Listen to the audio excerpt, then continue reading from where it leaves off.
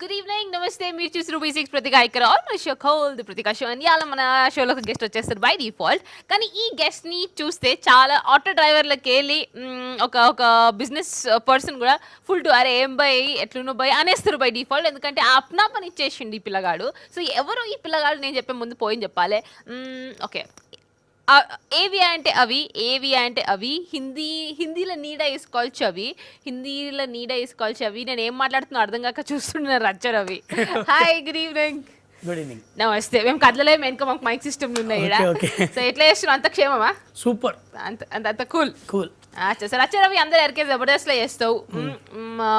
నీ స్టైల్ నీకుంది, మాస్ తీసుకో, ఎక్కువ మాస్ తీసుకో, అండ్ ఉమెన్ షేడ్లు తీసుకో, దెన్ చిచ్చోర టపోరా లాంగ్వేజ్ తీసుకో, అది అందరికి ఎరికే. కానీ అందరికి తెలిసిన థింగ్ ఆల్సో ఏంది, నువ్వు ఆర్జేయింగ్ చేసినావు, దెన్ ఇస్కే బాద్ రిజైన్ చేసి మూవీలోకి వచ్చినావు, దెన్ జబర్దస్త్ అంత కథ అయింది. సో టటాటచ్చి ఒక చిన్న బ్రీఫ్ ఇచ్చేసి ఎప్పుడు షురు అయింది, ఎప్పుడు స్టార్ట్ అయినా, ఎట్లా వచ్చేసినావు? యాక్చువల్గా నేను 6th క్లాస్ నుంచి నేను ఇండస్ట్రీకి రావాలని కలలు కంటూ స్కూల్ ఉన్నావా? ఇప్పుడు అంటే అప్పుడు ఆ ఏజ్ గ్రూప్ లో ఉన్నా అనుకోండి. దెన్ 10th రాగానే కొద్దిగా ఫ్రీడమ్ వచ్చేసి ఇంటర్మీడియట్ లో జంప్ ఆఫ్ ది అంటే కాలేజ్ గోడ దూకేసి ఇండస్ట్రీకి రావడం జరిగింది. ఎక్కడికి వెళ్ళిన అనుభవం ఉందా అనేసరికి నేను డైరెక్షన్ డిపార్ట్మెంట్లో కంటిన్యూ అయ్యాను కొద్దిగా, అంటే ఎక్కువ ఎక్స్పీరియన్స్ కోసం. అలా ట్రై చేస్తున్న టైంలో నాకు రేడియో జాకీగా బస్సులో పరిచయమైన అతను దుబాయ్కి ఇంటర్వ్యూస్ ఉన్నాయి అక్కడ రేడియో జాకీగా అంటే నీ వాయిస్ బాగుందని పంపించాడు. అది 300 మంది అనుకుంటా అప్పుడు ఇంటర్వ్యూ జరిగింది. ఫస్ట్ పర్సన్గా సెలెక్ట్ అయ్యాను. దెన్ దుబాయ్కి వెళ్ళడం జరిగింది. మళ్ళీ back. Moral of the story is బస్లో పోతే ఉట్టి స్టేషనే రాదు, నీకు ఏమంటారు ఒక జాబ్ కూడా దొరుకుతుంది. స్కూల్ కదా 100%. మీకు ఇంకోటి తెలుసు, మీకు జాబ్ అనేది కాదు, అంటే ఏ వర్క్ అయినా కానీ నీకు అక్కడ ఉంది అంటే రాసి ఉంటే ఎలాగైనా వస్తుంది.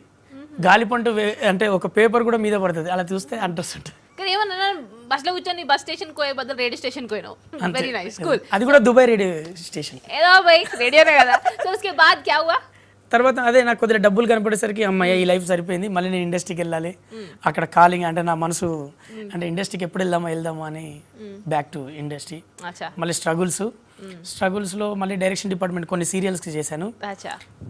ఫీడింగ్ కోసం అని చెప్పేసి నేను వాషింగ్ మిషన్ కంపెనీలో టెక్నీషియన్గా జాబ్ చేస్తూ మన అసిస్టెంట్ డైరెక్టర్కి చేశాను.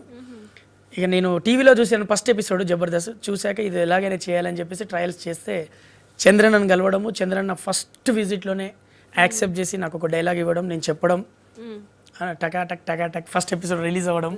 ఫస్ట్ ఎపిసోడ్ బెస్ట్ ఎపిసోడ్ అది చంద్రన్నకైనా నాగబాబు గారికైనా నాకు కూడా. March 7th episode the best episode అన్నట్టు బ్లైండ్గా చేశా.